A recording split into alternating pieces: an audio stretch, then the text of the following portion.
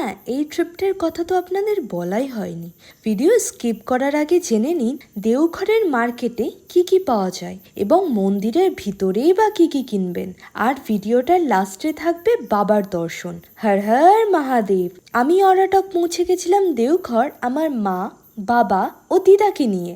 বাবার মন্দিরে ঢুকতে যাওয়ার আগে আপনাদের যেটা কিনতে হবে তা হলো বাবার প্রসাদ মানে প্যারা। তার সঙ্গে অবশ্যই চিড়েটাও কিনে নেবেন, নানা রকমের মালা ও কারা। এবার কারাকে বাংলায় কি বলে আমি জানি না, আপনারা যারা জানেন তারা অবশ্যই কমেন্টে জানাবেন।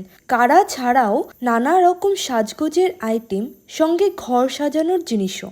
এবার আসি মন্দিরের ভিতরের মার্কেটিংয়ে। জেনারেল আর ভিআইপি লাইন দুটোই হয়।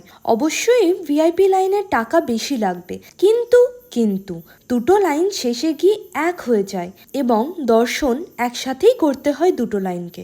এছাড়া মন্দিরের ভেতর মহাদেবের মন্দিরের সাথে পার্বতী মায়ের মন্দিরে যে সুতো বাঁধা হয় তার চার্জ আলাদা।